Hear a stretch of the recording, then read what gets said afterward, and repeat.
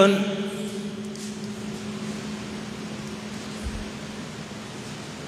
Good फ्रायडेच्या दिवशी पश्चातापाबद्दल काही वेळ आपण बोललो, त्याच्यावर मनन केलं. आणि आज सायंकाळी मी एका दुसऱ्या विषयाबद्दल बोलणार होतो. मी डायरेक्टर साहेबांशी त्याच्याबद्दल बोललो, परंतु नंतर असं वाटलं की जो विषय आपल्या घेतला होता काल, त्यालाच थोडंसं समोर न्यावं आणि तो एक विषय कंप्लीट करून घ्यावा. फारच महत्त्वाचा आहे तो. पश्चाताप हाच विषय आहे आणि त्याच्याबद्दल आपण या ठिकाणी वाचणार आहोत. आपण जे आहोत इथं ह्या ठिकाणी तुम्ही हे स्वतः अवगत करून घ्या, शिकून घ्या. शास्त्राचं वचन फार महत्त्वाचं आहे आणि मग तुमच्या कुटुंबामध्ये, तरुणांमध्ये, लोकांमध्ये याचं महत्त्व तुम्ही पटवून देऊ शकाल अधिक स्पष्टरीतीने, अशी आशा आहे. काय हरकत नाही, जरी आपण थोडके असलो तरी आपण प्रभूच्या वचनाकडे लक्ष देऊ. लोक येतच आहेत अजून आणि माझी खात्री आहे की आणखी पुष्कळ लोक येतील.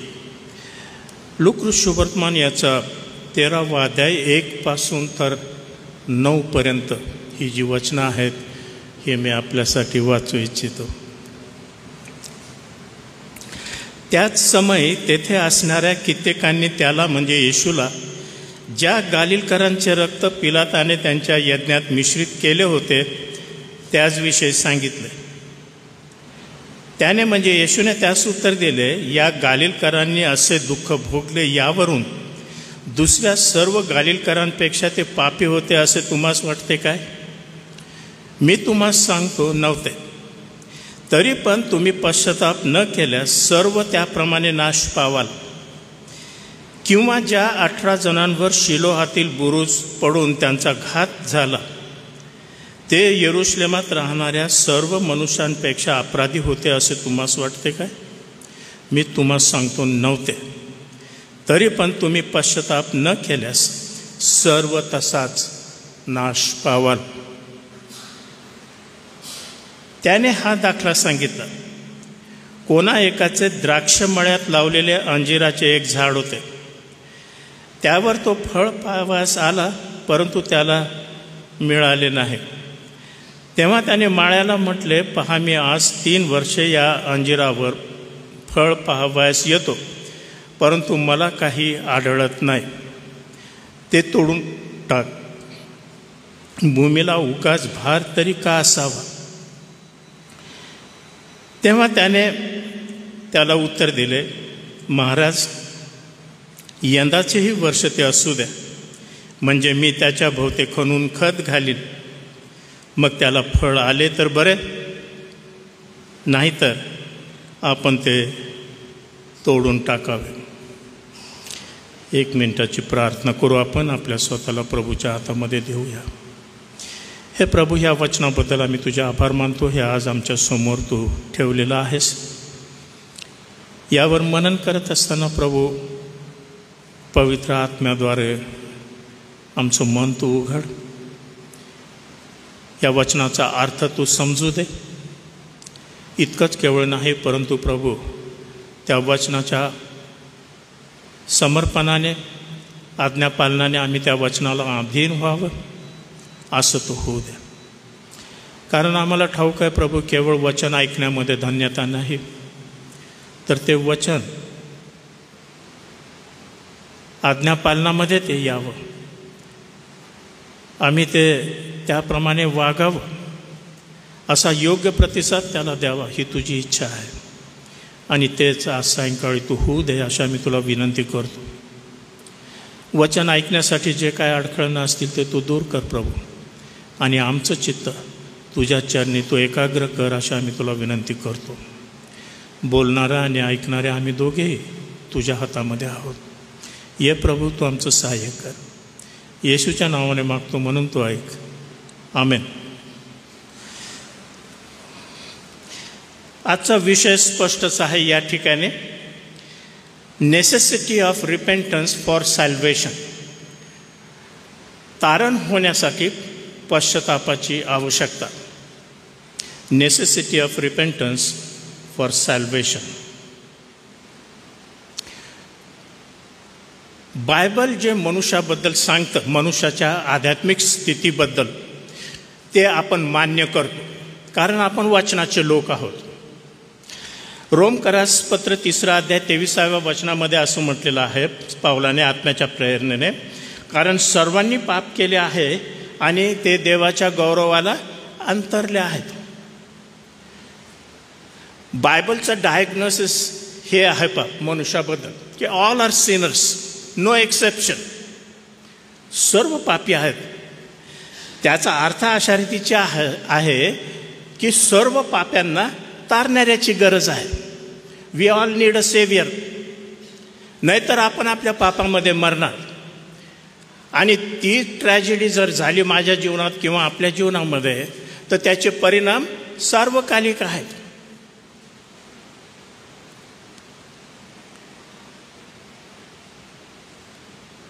या ठिकाणी या शास्त्र भागामध्ये आपण पाहिलं की 2 घटना आहेत. इथंच पहिली घटना आहे की गालिलकरांचे रक्त पिलातांनी त्यांच्या यज्ञात मिश्रित केले. म्हणजे टीकाकार असं सांगतात की हा एक अशा लोकांचा ग्रुप असू शकतो की ते मंदिरामध्ये यज्ञ करायला आले खरे, परंतु ते बंडखोर होते. मग पिलातांनी गय केली नाही त्यांची, किंवा मंदिरात राहू द्या यांना, तिथं जाऊन त्यांनी त्यांचा घात केला, त्यांचा खत्मा केला. तर ही एक घटना आहे फार भयंकर झालेली. आणि मग दुसरी घटना आहे की शिलोह या ठिकाणी 18 जणांवर एक बुरुज कोसळून पडला आणि ते मेले त्याच्यामध्ये. आपल्याला ठाऊक आहे की कोणतीही अशा प्रकारची घटना झाली म्हणजे ती चर्चेत असते, नाही का, आपण बोलत असतो त्याच्याबद्दल. तसंच झालेलं आहे या ठिकाणी. या 2 घटनाबद्दल सर्वकडं बोलबाला होत होता आणि काही लोकांनी मग ही जी चर्चा आहे ही येशूपर्यंत आणली आणि येशूला त्यांनी आज सांगितलं की हे असं असं आहे.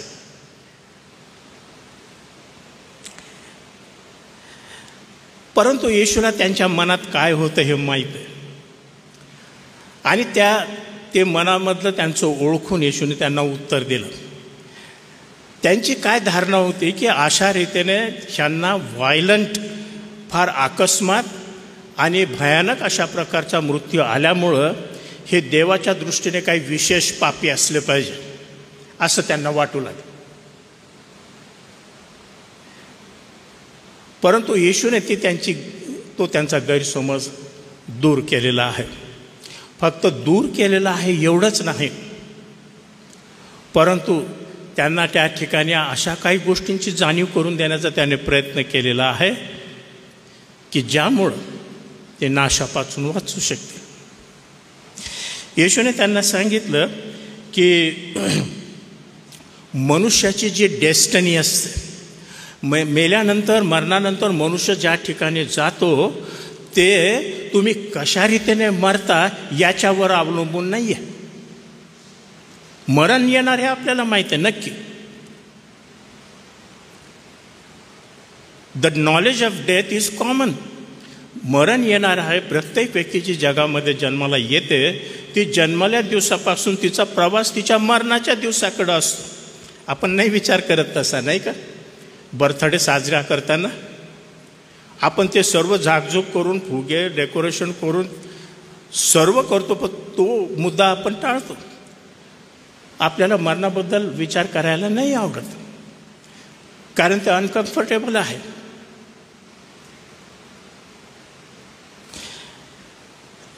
परंतु येशूने त्यांची ही चुकीची धारणा या ठिकाणी बरोबर केलेली आहे. येशूने सांगितलं ते अशा रीतीने भयंकर रीतीने मरण पावले म्हणजे ते तुमच्यापेक्षा अधिक पातकी होते असं तुम्ही समजू नका.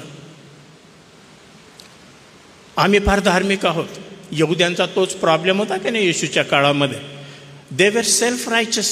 आम्ही ठीक आहोत, आम्ही सर्व काही विधी नियम पालन सर्व काही आम्ही करतो. नियमशास्त्र आहे, मंदिर आहे, विधी संस्कार व्यवस्थित रीतीने जसेच्या तसे चालू आहेत. आणि त्यांनी अशी स्वतःची धारणा करून घेतली होती की आम्ही देवाच्या दृष्टीने ठीक आहोत. आणि मग अशा रीतीने जे अपघाती रीतीने मरतात किंवा ज्याला व्हायलंट डेथ असं म्हणतो, आपल्या सर्वांना सर्वसाधारण रीतीने मनुष्याला असं वाटतं की माझं मरण जे आहे हे फार पीसफुल शांत रीतीने व्हावं असं वाटतं, नाही की आपल्याला?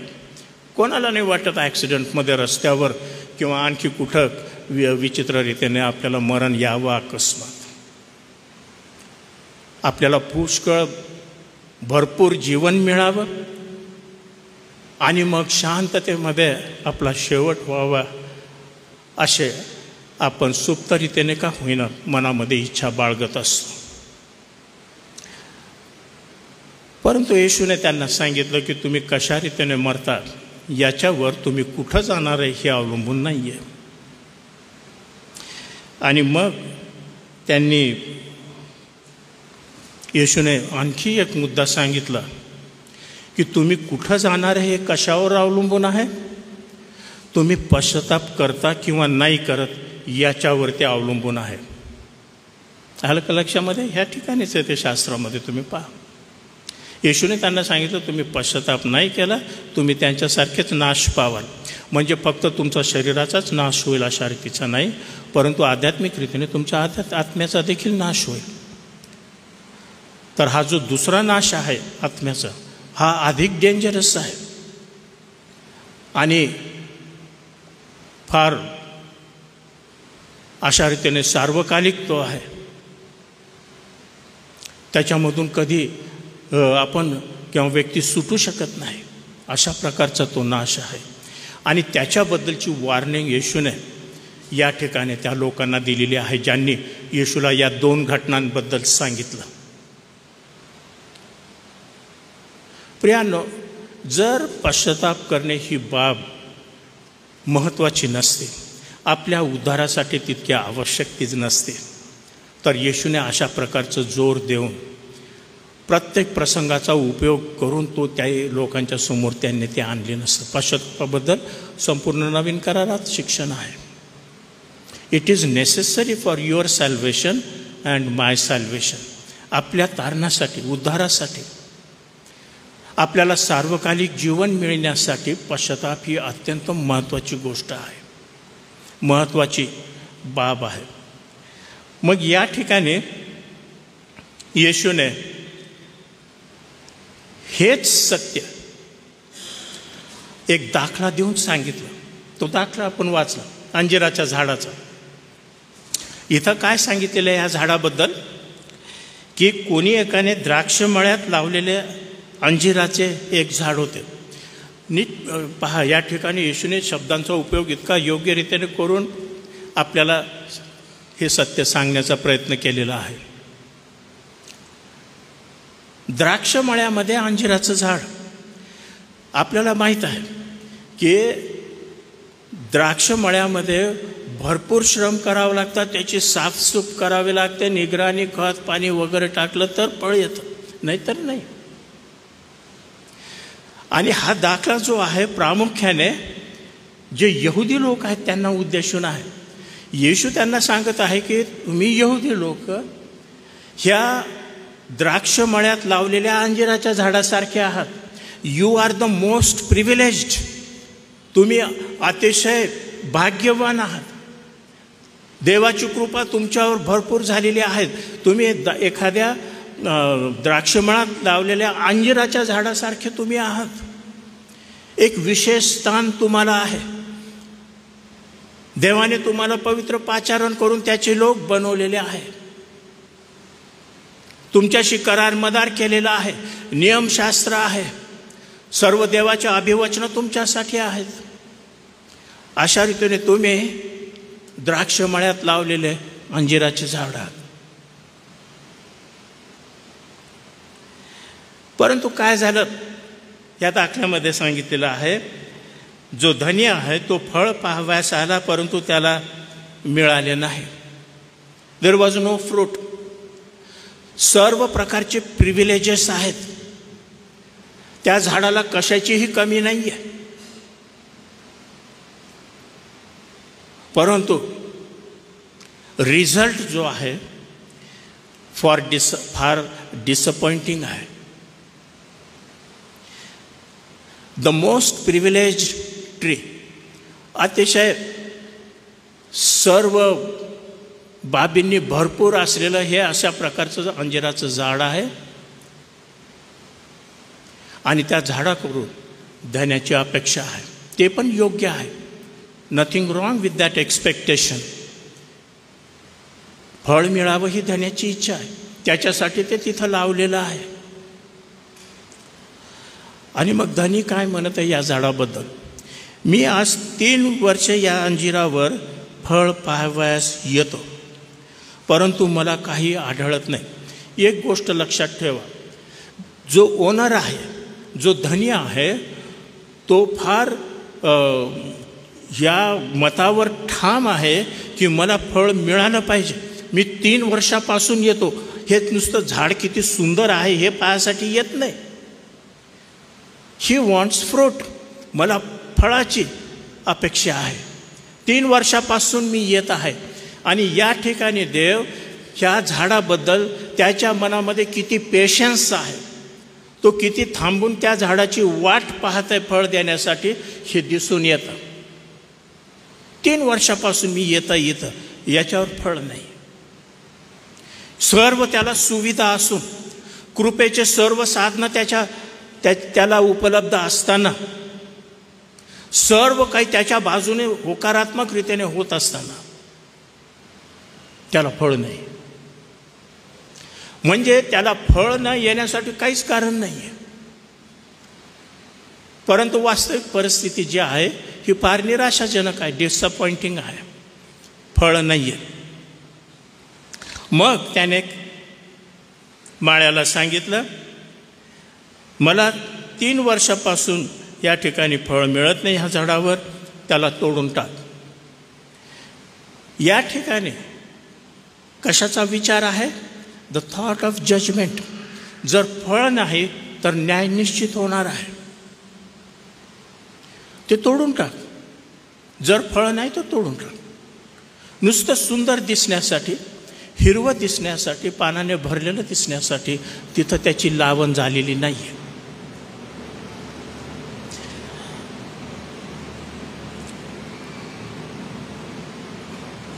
आणि अशा रीतीने या दाखल्यामधून यहुदी लोकांना फार गंभीर प्रकारचा इशारा या ठिकाणी दिलेला आहे. येशू त्यांना सांगत आहे, you are the most privileged people.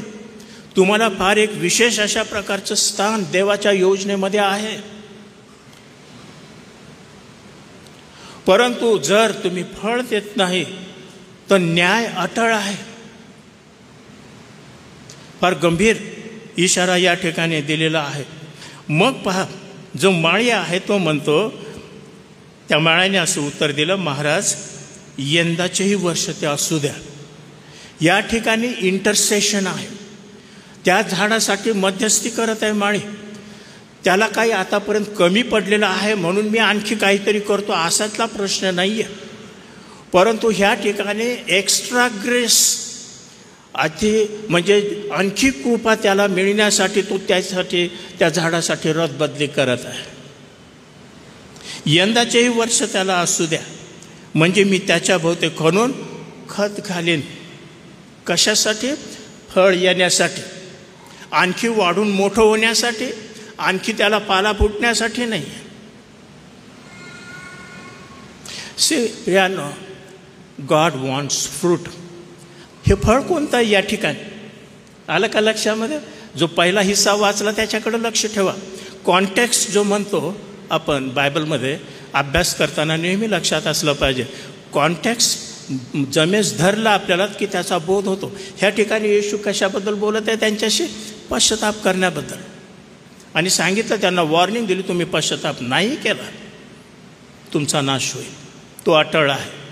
आणि हा दाखला देऊन त्याने तेच सत्य त्यांच्या मनावर अधिक प्रभावी रीतीने बिंबवण्याचा प्रयत्न केलेला आहे. म्हणजे देव त्यांना हे सांगत आहे, प्रभू हे सांगत आहे ह्या दाखल्याच्या द्वारे की देवाला पश्चातापाच्या फळाची अपेक्षा आहे तुमच्या जीवनामध्ये. You must repent. जर देवाने सिद्ध केलेलं हे तारण, तुमची निवड जर ही तुमच्यासाठी योग्य ठरायची आहे, त्या निवडीनुसार खरोखर तुम्ही देवाचे लोक म्हणून जर तुमची साक्ष या जगामध्ये व्हायचे, यू मस्ट रिपेंट. हे नुसतं असं हिरवं राहून चालणार नाही. You must repent. या ठिकाणी त्या झाडासाठी मध्यस्थी केलेली आहे. आणि मग तो काय म्हणतो, माळी, त्याला फळ आले तर बरे, वेल अँड गुड, नाहीतर आपण ते तोडून टाकावे. या ठिकाणी धनी आणि माळी दोघंही सहमत आहेत की जर फळ नाही तर त्याला तोडण्यात यावं. त्याच्याबद्दल दुमत नाही आहे त्या ठिकाणी. माळी हे नाही म्हणत, आता माझं इमॅजिनेशन आहे थोडं, राहू द्या महाराज, हिरवं आहे, चांगलं दिसतंय आपल्या मळ्यामध्ये, दुपारच्या वेळेला मला बसायला सावली आहे तिथं, चांगलं वाटतंय. ते नाही. फळाची अपेक्षा आहे धन्याला पण आणि माळ्याला पण. फळ आले तर बरे, नाही तर आपण ते तोडून टाकावे. म्हणजे जजमेंटबद्दल, जर फळ नाही तर त्याचा न्याय झाला पाहिजे, ते तोडून टाकलं पाहिजे, याच्यासाठी दोघंही सहमत आहे. फक्त जो माळी आहे तो ह्या झाडासाठी अधिक वेळ मागत आहे, अधिक त्याच्यासाठी आणखी मी काहीतरी करतो, जे मी एखाद्या वेळेस आतापर्यंत केलं नसेल, कमी केलं हा अर्थ नाही आहे त्या ठिकाणी, परंतु मी अजून श्रम करतो त्याच्यासाठी. प्रियांनो, आपण जे आहोत मंडळी, ते आज लोक, हे आपण आज त्या अंजिराच्या झाडासारखे आहोत. द्राक्ष मळ्यात लावलेले अंजिराचं झाड. आपण प्रगटीकरणाच्या पूर्ण प्रकाशामध्ये आता आहोत. क्रूस खांबानंतरच्या काळामध्ये आपण आहोत. पेंटिकॉस्ट नंतर आपण आहोत. कृपेवर कृपा आपल्याला मिळालेली आहे.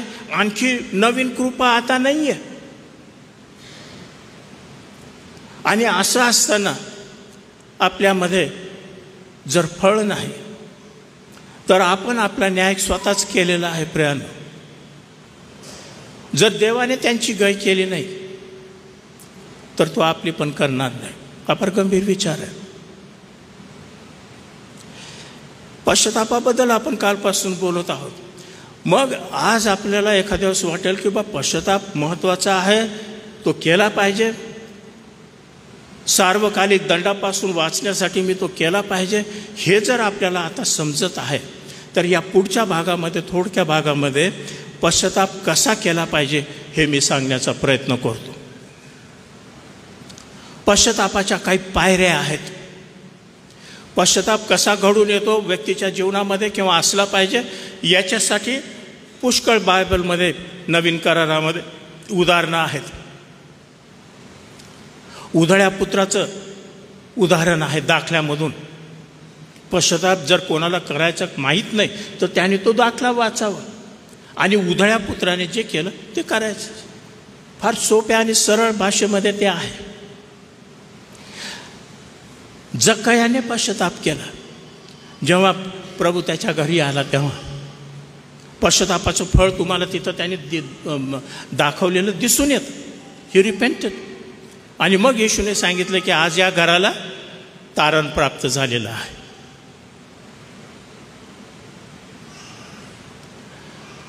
जे दोघं जण मंदिरामध्ये प्रार्थना करण्यासाठी गेले होते, एक परुषी आणि एक जकातदार, त्याचं उदाहरण आहे. त्याने कसा पश्चाताप केला, हे देवा मज पाप्यावर दया कर. पश्चातापाची जी शॉर्टेस्ट डेफिनेशन आहे ती आपल्याला त्या ठिकाणी दिसून येते. हे देवा मज पाप्यावर तू दया कर. त्याने तो पापी आहे हे कबूल केलं आणि देवाच्या दयेची याचना केली. जोपर्यंत त्याची जाणीव होत नाही तोपर्यंत ती दयेची याचना कोणी करू शकणार नाही. म्हणून त्याच्यासाठी ह्या ज्या पायऱ्या आहेत की नाही, ह्या आपल्याला हा जो बायबलचा तारणाचा सिद्धांत आहे, सत्य आहे, ते आपल्याला समजण्यासाठी मदत करेल. तर याकडं आपण थोडं लक्ष देऊया की बा पश्चाताप मी करायचा कसा. आज सर्व जगामध्ये सर्वत्र पश्चातापाचा उल्लेख एखाद्या वेळेस करतो, तो फार कमी होत आहे दिवसेंदिवस, परंतु तो कसा करायचा हे तर त्याच्याही पेक्षा कमी आहे. आपण सर्व दूर देशामध्ये त्या उधाळ्या पुत्राप्रमाणे बहकून गेलेलो आहोत आपण पापी असल्या कारणाने. आणि जे आम्ही पाळक आणि सेवक लोक आहोत, उपदेशक लोक आहोत, प्रामुख्याने आमची ही जबाबदारी आहे की मंडळीला वापस कसं यायचं तो रस्ता दाखवायचा. आम्ही एक प्रकारे त्यांचं GPS आहोत. देवाच्या वचनाच्या आधारावर हा परतीचा प्रवास कसा करायचा हे फक्त त्यांनाच समजतं पाळक लोकांना, आम्हाला असं नाही म्हणत नाही. जे शास्त्राचं वाचन करणारे आहेत, मनन करणारे आहेत, त्याच्याकडं बारकाईने लक्ष देतात, त्यांना ते सत्य उघड आहे, कोणापासून गुपित ठेवलेलं नाही आहे सिक्रेट. पण विशेष रीतीने जे वचनाच्या सेवेसाठी ज्यांना पाचारण आहे त्यांच्यावर ही जबाबदारी आहे. प्रियांनो, पश्चातापाबद्दल जितकं तुम्ही बोलले तितकं कमी आहे.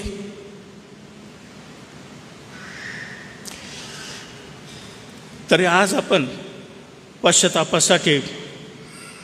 पश्चातापाबद्दल ज्या काही पायऱ्या आहेत त्या पाहण्याचा प्रयत्न करू. पहिली पायरी पापाची टोचणे. सिंपल आहे, लॉजिकल आहे. पापाची टोचणे, कन्व्हिक्शन ऑफ सिन.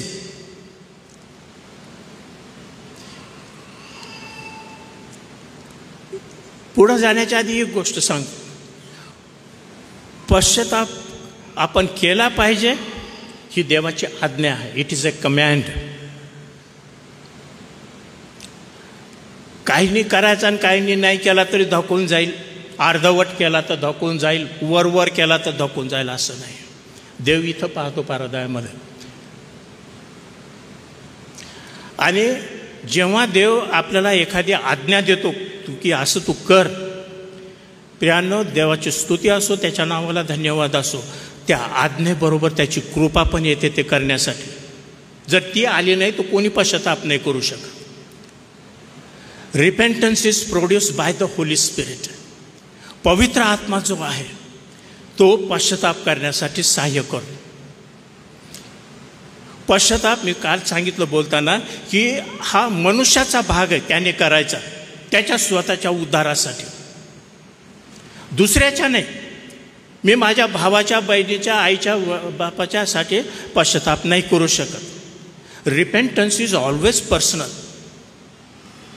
आणि जर मी तो पश्चाताप करण्यासाठी मनोमन माझी तयारी आहे तर पवित्र आत्मा येतो आणि तो माझं सहाय्य करतो. तो जर नाही त्यांनी सहाय्य केलं या वचनाच्या आधारावर तो कोणी पश्चाताप करू शकत नाही. म्हणून काही लोक असं पश्चातापावर आक्षेप घेतात की बा मग ते कर्माने मी उद्धार पावलो असं अर्थ होतं त्याचा. नाही, तसा अर्थ नाही होत त्याचा. रिपेंटन्स इज अ कमँड फ्रॉम गॉड. आपल्या उद्धारासाठी जे सर्व करायचं होतं ते देवाने केलेलं आहे त्या कॅल्वरीवर, त्याच्यावर आपण मनन केलं. आता पश्चाताप करण्यासाठी तो आपल्याला बोलावत आहे. We are asked to repent. आणि तो पश्चाताप करण्यासाठी पवित्र आत्मा आपलं सहाय्य करतो. पापाची टोचणी. ही टोचणी कशी होते? पवित्र आत्म्यामुळं ते होते. टोचणी म्हणजे काय? पवित्र आत्मा सांगतो यू आर अ सिनर. तू पापी आहेस, तू याच मार्गाने जात राहिला तर तुझा सार्वकालिक नाश आहे. एकदा पाळक साहेब चालले होते, काही मुलं तिथं बसलेले होते, टवाळ मुलं. त्याच्यातल्या एकाने विचारलं का हो पाळक साहेब, म्हणे स्वर्ग कुठं आहे? त्यांची गंमत टिंगल करण्यासाठी ते पाळक साहेब पण अलर्ट होते. ते म्हणे तरुणा काय फिकर करू नको, ज्या रस्त्याने तू जात आहे तू जात राह, म्हणजे तिथं बरोबर पोहोचशील म्हणे.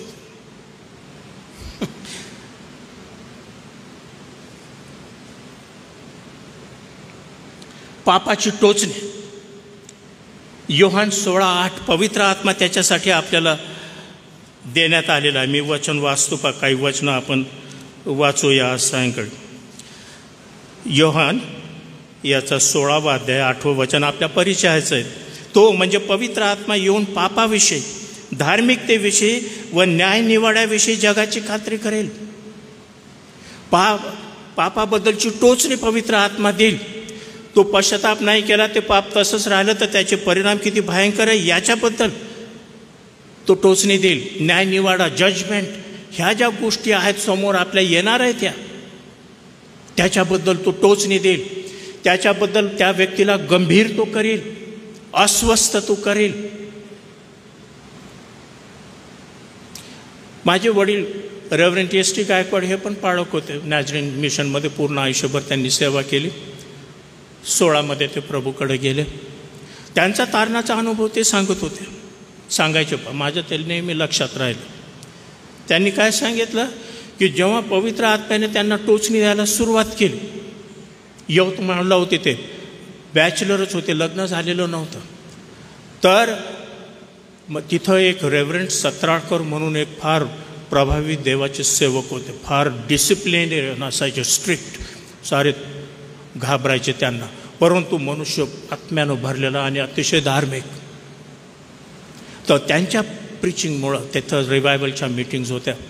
एक वेळ हे जे यवतमाळ आहे की नाही, युनियन बिब्लिकल सेमिनरी होते, ते महाराष्ट्राचं रिवायवल सेंटर होतं. लोक तिथं येत होते आणि प्रभावित होऊन, संजीवित होऊन आपापल्या ठिकाणी जात होते. दुर्दैवाने आता तसं राहिलेलं नाही. परंतु माझे वडील सांगायचे की पवित्र आत्म्याने त्यांना इतकं आश्वस्त केलं, इतकी टोचणी गेली की 3 दिवस ते जाऊन शेतामध्ये काही खाता न पिता प्रार्थना करत होते. आज तशा प्रकारच्या उदाहरणं किंवा किस्से आपल्याला ऐकायला मिळत नाही. That is the real holy spirit's conviction. ते जेव्हा टोचणी आपल्याला होते की नाही, त्याच्याकडं लक्ष देणं आवश्यक आहे. जर ते नाही दिलं लक्ष ना, तर शास्त्रातच लिहिलेलं आहे की Holy spirit will not strive with your spirit always. आपल्याशी नेहमी तो बोलत राहणार नाही आहे. जर ऐकायचंच नाही तर काही वेळाने ही विल स्टॉप टॉकिंग. आणि मग सुरू झालेलं काम अर्धवट राहील आणि मग आपण असं धरून चालतो की मी केला पश्चाताप. फसवणूक होते त्या ठिकाणी. तर कन्व्हिक्शन ऑफ सिन, पापाची टोचणी होणं, ही पहिली पायरी प्रियानो. त्याच्यासमोर आपण पुढचं पाऊल टाकू शकत नाही. You cannot. Sir James Simpson नावाचे एक मेडिकल डॉक्टर आणि शास्त्रज्ञ होऊन गेले पा. त्यांची तारीख 1811 ते 1870. 58 वर्षाचे असतानाच ते मरण पावले. पण खूप त्यांना प्रसिद्धी मिळाली. मेडिकल फील्डमध्ये त्यांनी अनेक शोध लावले आणि त्यामध्येच त्याच्यातला सर्वात मोठा शोध जो होता, जग समजतं आज, तो कोणता, की सर्जरीमध्ये पेशंटला क्लोरोफॉर्म द्यायचा, त्याला गुंगी द्यायची. हे त्यांनी प्रयोग करून, त्याचा उपयोग करून जगासमोर ते आणलं. त्याच्या आधी सर्जरीज होत होत्या, परंतु 10 माणसं त्याला टेबलावर दाबून धरत होते आणि मग काही अॅनेस्थेशिया नसताना, क्लोरोफॉर्म नसताना त्याची चिरफाड होत होती. देवाला धन्यवाद असो की आज तसं नाही आहे, नाही तो कोणी सर्जरीकडे गेलं नसतं. But that was the time. That time टेबलावर अक्षरशः दाबून धरत होते. पेशंट किंचाळत होता, ओरडत होता, कोणी लक्ष देत नव्हतं, कारण त्याची सर्जरी करायची होती. तर डॉक्टर हे सर जेम्स सिम्पसन जे होते की नाही, यांनी क्लोरोफॉर्मचा सर्जरीसाठी उपयोग करायचा शोध लावला. त्याच्याशिवाय आणखी बरेच त्यांनी शोध लावले. मग एक दिवस एक पत्रकार त्यांच्याकडं आला आणि त्यांनी विचारलं, साहेब तुम्हाला खूप सक्सेस मिळालेली, तुमचं सर्वकडं नाव गेलेलं आहे, पुष्कळ शोध तुम्ही लावलेले आहेत, तर या सर्वामध्ये सर्वात मोठा शोध कोणता आहे असं तुम्हाला वाटतं? तुम्ही लावलेल्या सर्व शोधामध्ये सर्वात मोठा कोणता शोध आहे असं तुम्हाला वाटतं? त्यांनी प्रश्न विचारला वार्ताहराने. ते एक क्षण शांत राहिले आणि त्यांनी काय उत्तर दिलं?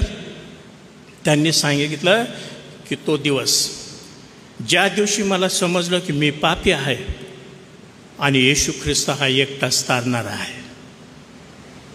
हालेलुया. त्या माणसाला समजलं. प्रियानो, जगामध्ये किती दुसरं काही असलं केलं, परंतु हे जर आपल्या जीवनात झालं नाही तर सारं व्यर्थ आहे. तो दिवस ज्या दिवशी मला याची जाणीव झाली की मी पापी आहे आणि प्रभू येशू ख्रिस्त हा एकटाच तारणारा आहे, तो माझा सर्वात मोठा शोध त्यांनी सांगितला. पापाची टोचणे. नंतर दुसरी पायरी, पापाबद्दल दुःख. Sorrow for sin. सॉरी, मी तिसऱ्या ह्याच्यावर गेलो. पापाची टोचणी झाल्यानंतर दुसरा मुद्दा आहे पापाची कबुली. Confession of sin. सॉरी, तुम्हाला जर खोडावं लागलं तुमच्या वहीमध्ये याच्या चुकीमुळं, सॉरी. तर दुसरी पायरी कोणती? कन्फेशन ऑफ सिन, पापाची कबुली देणं. पापाची कबुली देणं म्हणजे काय? एकदा पवित्र आत्म्याने मला दाखवलेलं आहे की मी पापी आहे, तर मग मी ते देवासमोर कबूल करायचं. आपण कबुली कोणाच्या कानामध्ये जाऊन करत नाही, व्यक्तीच्या. जशा रीतीने दुसऱ्या काही मंडळांची सवय आहे. Sin must be confess to God always. आपलं पाप जे आहे हे देवाजवळ कबूल करणं आवश्यक आहे. आणखी दुसरी पापाची कबुली आहे, ज्या व्यक्तीविरुद्ध आपण पाप केलेलं आहे त्या व्यक्तीला कबूल करायचं ते पाप. उधळ्या पुत्राने काय सांगितलं? मी जाऊन माझ्या बापाला काय म्हणेन? मी स्वर्गाविरुद्ध व तुमच्या विरुद्ध पाप केलेलं आहे. जितकी पापाची मर्यादा आहे, क्षेत्र आहे तुमच्या एखाद्या विशिष्ट पापाबद्दल, तितकीच कबुली असली पाहिजे. काही लोकांना सवय आहे काही सर्कल्समध्ये की एखादं पाप जे आहे त्यांचं ते सर्वांच्या जाऊन समोर उघड करतात. That is wrong. आपण कोणते पाप, काही पाप अशा रीतीचे असतात, लैंगिक पाप विशेष रीतीने ते उंगळ असतात. अशा रीतीने जाऊन पब्लिकमध्ये ज्यांना माहिती नाही त्यांना सांगणं हे योग्य नाही आहे. ज्याच्या विरुद्ध ते झालं असेल जाऊन त्याला सांगा. आणि मंडळीला एवढंच सांगा की मी माझ्या सर्व पापांचा पश्चाताप केलेला आहे, मी कबूल केलेला आहे. आलं का लक्षात हा मुद्दा? जितका पापाचा प्रभाव तितक्या प्रमाणात तुमचं कन्फेशन किंवा कबुली असली पाहिजे. हे प्रिन्सिपल, हे तत्व लक्षामध्ये ठेवा प्रियांनो.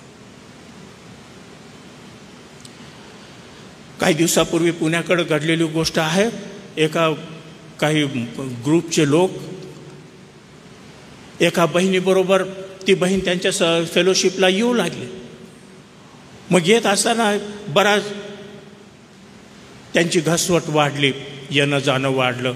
मग त्यांची एल्डर आले घरी आणि मग त्या बाईला, त्या बहिणीला खोदू तिच्या जीवनातल्या पूर्वीच्या गोष्टीबद्दल ते विचारू लागले. हे जे पाप आहेत, लैंगिक पाप आहेत, त्याला सेक्शुअल सिन्स आपण म्हणतो, त्याच्याबद्दल तिला विचारू लागले. त्या बाईला ती तेव्हाच अलर्ट झाली की हे काहीतरी वेगळेच लोक आहेत म्हणून. तिने त्यांना उठवून दिलं, घालवून दिलं. आपले जे गुप्त ओंगळ पाप आहेत ते मनुष्याला कबूल करण्याची काही गरज नाही. परंतु काही लोक त्याचा गैरफायदा घेऊन मग ते काय करतात? तुम्ही त्यांच्याजवळ कबुली केल्यानंतर दे स्टार्ट ब्लॅकमेलिंग यू. ते तुम्हाला ब्लॅकमेल करायचा प्रयत्न करतात, कारण आता तुमचं गुपित त्यांना माहीत झालेलं आहे. त्यांचा ग्रुप तुम्ही सोडू शकत नाही. अशा प्रकारचा दबाव आणतात. तर पापाची कबुली, देवाला कबूल करायचं, काय लपवायचं नाही. आणि ज्या व्यक्तीविरुद्ध, ज्या व्यक्ती त्याच्यामध्ये इन्व्हॉल्व आहेत, जर मंडळीच्या विरुद्ध, शिस्तीच्या विरुद्ध काही पाप केलेलं आहे, सर्व मंडळीला माहिती आहे, कन्फेस दॅट बिफोर हिम. पण विशेष रीतीने जे लैंगिक पाप असतात ते सर्वांसमोर कबूल करू नये, कारण त्याचा विपरीत परिणाम होण्याचा संभावना असते. जे ऐकणारे आहेत त्यांच्यामध्ये अशा रीतीने कबुली करण्याचा आत्मा येण्याच्या ऐवजी त्या कन्फेशनमुळं त्यांच्या मनामध्ये जे गुप्त घाणेरडे विचार असतात त्यांना चालना मिळण्याची शक्यता असते. म्हणून कबुली देताना, पापाची कबुली देताना आपण जागृत असलं पाहिजे. स्तोत्रसंहिता याचा स्तोत्रसंहिता 51 आणि 4 हे वचन आपण वाचू. स्तोत्रसंहिता 51, 4 आपल्याला माहीत आहे या ठिकाणी दावीद त्याच्या पापाचा पश्चाताप करत आहे, कबुली देत आहे. तो काय म्हणतो या ठिकाणी आपण पाहूया. स्तोत्रसंहिता 51 आणि 4 वचन. तुझ विरुद्धच मी पाप केले आहे, तुझ्या दृष्टीने जे वाईट ते मी केले आहे. म्हणून तू बोलशील तेव्हा न्याय ठरशील व निवाडा करशील तेव्हा निर्दोष ठरशील. Confess your sin to God. लक्षामध्ये असू द्या पापाची कबुली. त्याच्यानंतरचा तिसरा मुद्दा आहे पापाबद्दल दुःख. गॉडली सारो फॉर सिन. पापाबद्दलचं दुःख, सारो फॉर सिन. 51 स्तोत्र आणि 17 वचन. देवाचे यज्ञ म्हणजे भग्न आत्मा. हे देवा, भग्न व अनुतप्त हृदय तू तुच्छ मानणार नाहीस. भग्न अनुतप्त हृदय. स्तोत्रकर्ता काय करत आहे? ही इज फिलिंग सारो फॉर हिज सिनफुलनेस. त्याच्या पापाबद्दल त्याला दुःख होत आहे. प्रियांनो, या मुद्द्यावर कितीही जास्त जोर दिला तरी जास्त दिला असं म्हणता येणार नाही. पश्चातापामध्ये हे जर पापाबद्दलचं दुःख नाही आहे तर तो पश्चाताप खरा नाही. दुःख नाही म्हणजे काय, किंवा दुःख म्हणजे काय? की इतकं वाईट वाटणं की देवा मी पुन्हा त्या ओकारीकडं पुन्हा वापस जाणार नाही. मी पश्चाताप का करत आहे? कारण मला याच्यापासून शुद्धता पाहिजे, क्षमा पाहिजे. जर ते पाप सोडण्याची इच्छा नाही, तो जुना कर्म सोडण्याची इच्छा नाही, तर पापांची क्षमा कधीच मिळणार नाही. प्रियांनो, तुम्ही कितीही त्याचा बोलबाला करत बसले देवासमोर तरी काही उपयोग नाही. पापाबद्दल दुःख आणि त्याला लागूनच मग 4थी पायरी ही आहे पापाचा त्याग करणे. Giving up of sin. यशाया 55:7. हे पाप जे मी कबूल करत आहे, हे देवा मी ते सोडून देतो. मनापासून तशी धारणा असली पाहिजे की हे देवा ते पाप मी सोडून देतो. यशाया याचा 57वा अध्याय फार सुंदर वचन आहे. हे तुम्ही शास्त्रामध्ये तुमच्या अंडरलाईन करून ठेवा. यशाया 55 आणि 7. हे पहा मी वाचतो, लक्ष द्या. दुर्जन आपला मार्ग सोडो, अधर्मी आपल्या कल्पनांचा त्याग करो आणि परमेश्वराकडे वळो, म्हणजे तो त्याचवर दया करेल. तो आमच्या देवाकडे वळो, कारण तो त्याला भरपूर क्षमा करेल. Turning away from sin. जोपर्यंत पापाकडं पाठ फिरवत नाही तोपर्यंत देवाकडं तोंड होऊ शकणार नाही. आलं का लक्षामध्ये? Unless you turn your back on sin, you cannot face God. पापाचा मार्ग हा आहे. मी पूर्वी तिकडं जात होतो, परंतु आता मी माझी पाठ पापाकडं करून आता मी माझं लक्ष प्रभूकडं, क्रूस खांबाकडं लावलेलं आहे.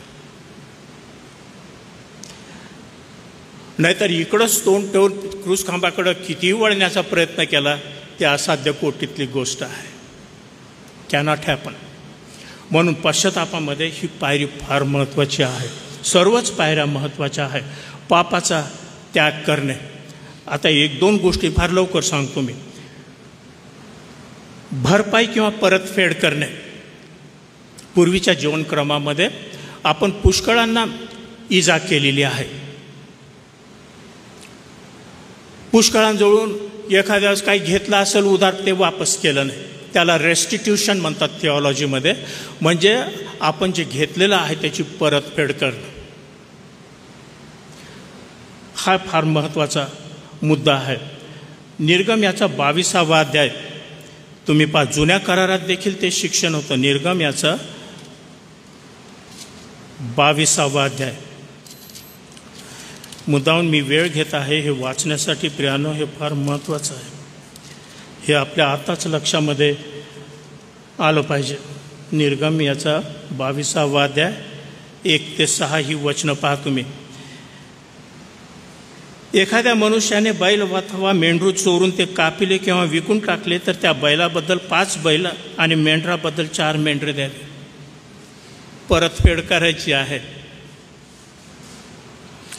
चोर घर फोडीत असता सापडला तर तो ठार मरेल असा मार बसला तर त्याच्या खुनाचा गुन्हा कोणास लावायचा नाही.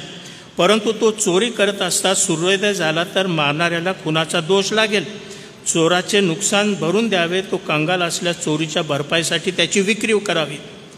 चोरलेला बैल, गाढव, मेंढरू वगैरे चोरांच्या हाती जीवन सापडले तर त्याने एकेकाबद्दल 2-2 द्यावे. कोणी दुसऱ्याचे शेत अथवा द्राक्षमळा खालविला म्हणजे आपले जनावर मोकळे सोडले आणि ते दुसऱ्याचे शेत खाल्ले तर आपल्या शेतातील आणि आपल्या द्राक्षमळ्यातील उत्तमोत्तम उपज देऊन त्याचे नुकसान भरून द्यावे. रेस्टिट्यूशन, परतफेड केली पाहिजे. आग भडकून काटेकुटे पेटले आणि त्यामुळे धान्याच्या सुड्या, उभे पीक अथवा शेत जळून गेले तर ज्याने आग पेटविले त्याने नुकसान भरून दिलेच पाहिजे. तुम्ही वाचून पाहते नंतर गरीब मनन करा. जोपर्यंत आपल्या शक्तीमध्ये ते आहे, जोपर्यंत आपली कुवत आहे तोपर्यंत आपण परतफेड करण्यासाठी नेहमी तयार असलं पाहिजे. जाऊ द्या त्याला आता 20 वर्ष झाले, 30 वर्ष झाले, मी विसरलो तेही विसरले असतील असं धरून चालणार नाही. देव विसरत नाही प्रियांनो. म्हणजे पश्चातापामध्ये आपले जे पूर्वीचे पातकं आहेत, मग ते तुम्ही किती जुने मागं असले घडलेले तुम्हाला जाणीव होत आहे, पवित्र आत्मा ते दाखवत आहे, तर त्याच्याबद्दल भरपाई किंवा परतफेड करणं आवश्यक आहे. मी अनेक वर्षापूर्वी काही तरुणांशी बोलत असताना त्यांना हे शिक्षण दिलं आणि देवाने एका तरुणाच्या मनामध्ये ते कार्य केलं आणि त्याला समजलं की तो त्याच्या लहान गावामध्ये त्यावेळेला असताना त्याने एका सायकलच्या दुकानातून काहीतरी चोरलं होतं. त्याची आठवण झाली त्याला. पवित्र आत्म्याने ते दाखवून दिलं.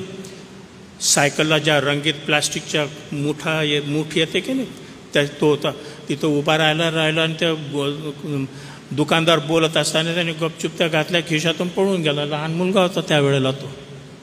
पण देवाने, पवित्र आत्म्याने त्याला ते दाखवलं की हे तू केलेलं आहे. तेव्हा तो पुन्हा गेला त्या गावखेड्यामध्ये, त्या माणसाला शोधून काढलं आणि त्याच्या हातामध्ये 300 रुपये दिले. व म्हणे हे असं मी त्यावेळेला केलं होतं बा म्हणे, बंधू माझी क्षमा करा म्हणे. त्या माणसाने सांगितलं दुकानदार, अरे म्हणे जाऊ दे म्हणे, काय तेवढं त्याचं आता इतके वर्ष होऊन गेले. नाही म्हणे ते जमत नाही म्हणे, आमच्या देवाला ते चालत नाही. त्यावेळेला ते 8 आण्याच्या 2 मुठा असतील, पण त्यांनी ते 300 रुपये भरपाई करून दिली त्याच्यासाठी. आणि त्याच्या शब्दामध्ये सांगितलं, त्याने जेव्हा ते आज्ञापालन केलं, there was a sweet peace in his heart. देवाची शांती.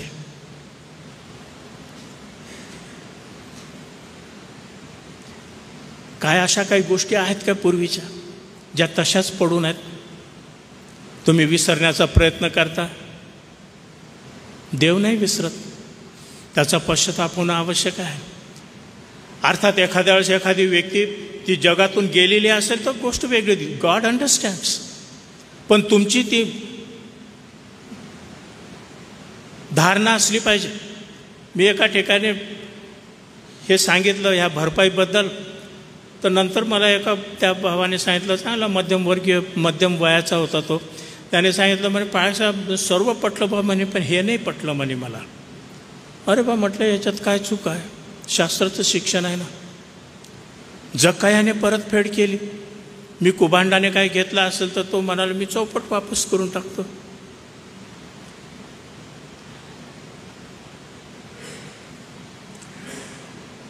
भरपाई, रेस्टिट्यूशन, परतफेड करणे.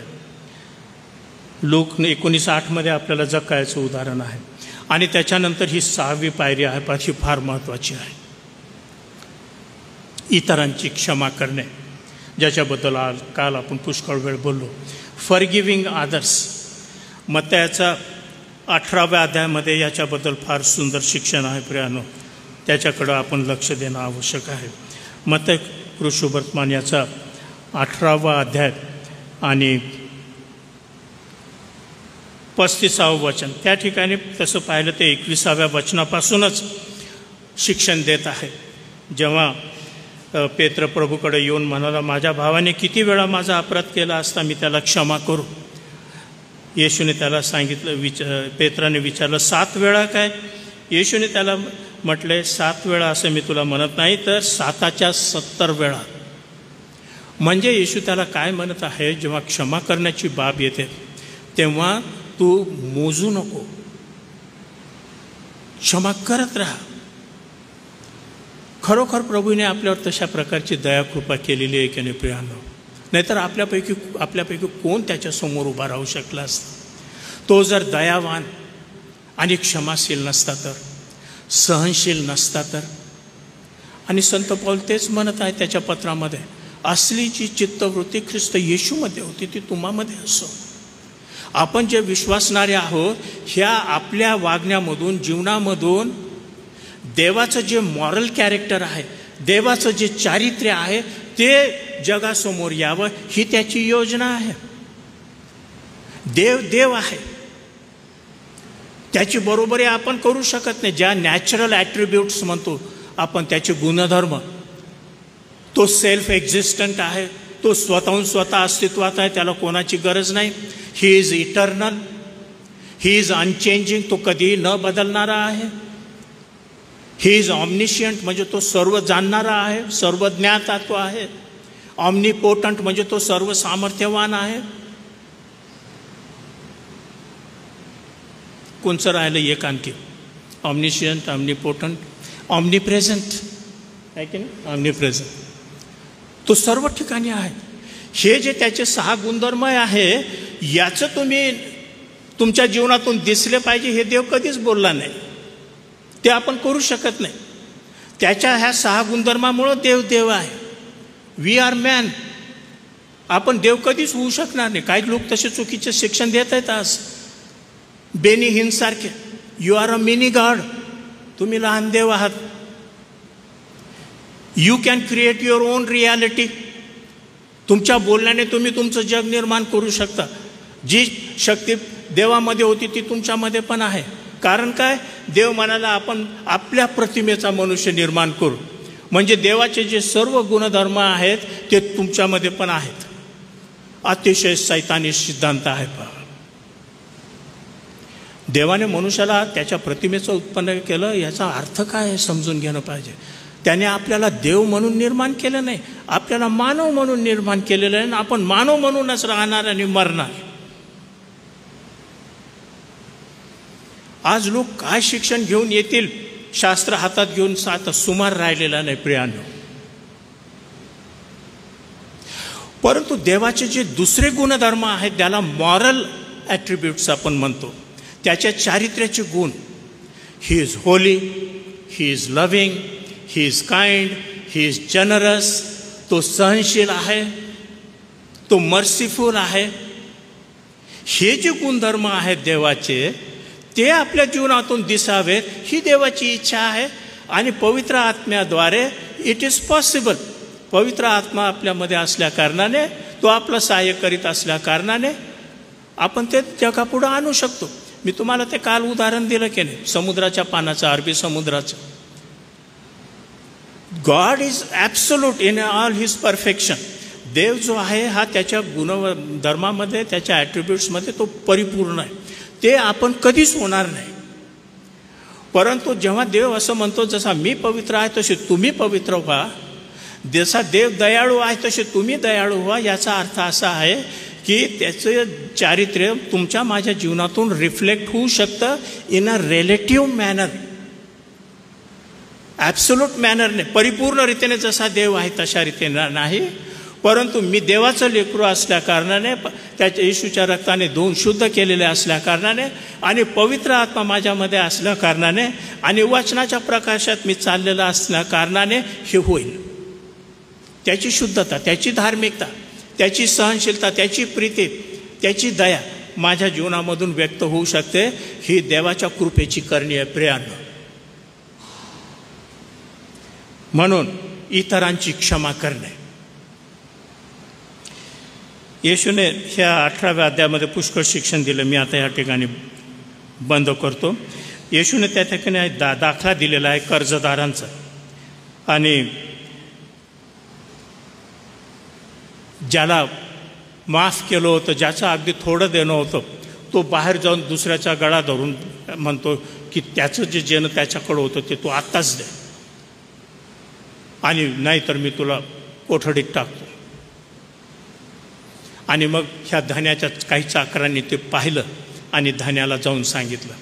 त्याने काय केलं, त्या धन्याने त्याला पुन्हा बोलवलं आणि त्याला सांगितलं. तेव्हा घडलेला हा प्रकार पाहून त्याच्या सोबतीचे दास फार दुःखी झाले आणि त्यांनी येऊन सर्व वर्तमान आपल्या धन्याला स्पष्ट सांगितले. तेव्हा त्याच्या धन्याने त्याला बोलावून म्हटले, अरे दुष्ट दासा, तू मला विनवणी केल्यावरून मी ते सर्व देणे तुला सोडले.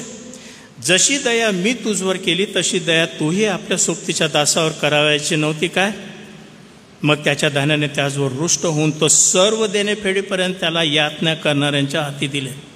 जर तुम्ही प्रत्येक आपापल्या बंधूला मनापासून क्षमा करणार नाही, हे माझे शब्द नाहीत, येशूचे आहेत, तर माझ्या स्वर्गातील पिताही त्याप्रमाणे तुम्हाविषयी करेल. याचा अर्थ असा आहे की माझी जी क्षमा आहे ही कंडिशनल आहे. कंडिशनल म्हणजे काय, त्याला अट आहे. जर मी माझ्या बंधू भगिनींची क्षमा करतो तर देव माझी क्षमा करेल. It is that serious. प्रभूच्या प्रार्थनेमध्ये देखील आपण तेच म्हणतो. प्रियानो, टेक इट सिरियसली, देवाचं वचन, आणि प्रार्थनापूर्वक म्हणा की हे देवा, अशा प्रकारच्या क्षमेचा आत्मा तू माझ्यामध्ये का. आज मंडळात जर्जर झालेले आहेत, पण जिकडं तिकडं आपसात भांडणं आहेत, कलह आहेत, कोर्ट केसेस चालू आहेत. काही काही वर्षानुवर्ष ते वैर धरून चालतात. एक इकडं बसला तो बंधू तिकडं जाऊन बसतो, हा इकडं बसला तो तिकडं जाऊन बसतो, एकमेकाचं तोंड पाहत नाही. म्हणून आज मी हा प्रश्न नाही विचारत की हा क्षमेच्या आत्म्याची आपल्याला गरज आहे काय. I know we need this. याची गरज आपल्याला आहे प्रिय बंधू भगिनींनो. We are the body of Christ. We are the representative of Christ. येशूला आता कोणी कधी पाहणार नाही. येशूबद्दल जे काही त्यांना समजेल की नाही ते तुमच्याकडं पाहून आणि माझ्याकडं पाहून त्यांना समजणार आहे. आणि म्हणून कोणीतरी असं म्हटलं की जो खरा विश्वासणारा आहे की नाही तो 5वं शुभवर्तमान आहे. याच्यातले 4 शुभवर्तमान एखाद्या वर्षी जगातले लोक आपल्या अवतीभोवतीचे पाहणार नाहीत, वाचणार नाहीत. परंतु जे 5वं शुभवर्तमान मी आहे ते मला ते पाहतील. माझे विचार, माझे व्यवहार, माझं बोलणं, माझं चालणं ते पाहतील. आणि त्यांना समजेल की हा जो आहे हा येशूची भक्ती करणारा आहे, येशूचा अनुयायी शिष्य आहे. We are to reflect his character through me. जे त्याचं चारित्र्य आहे ते माझ्या जीवनातून क्षमा होतंय की नाही.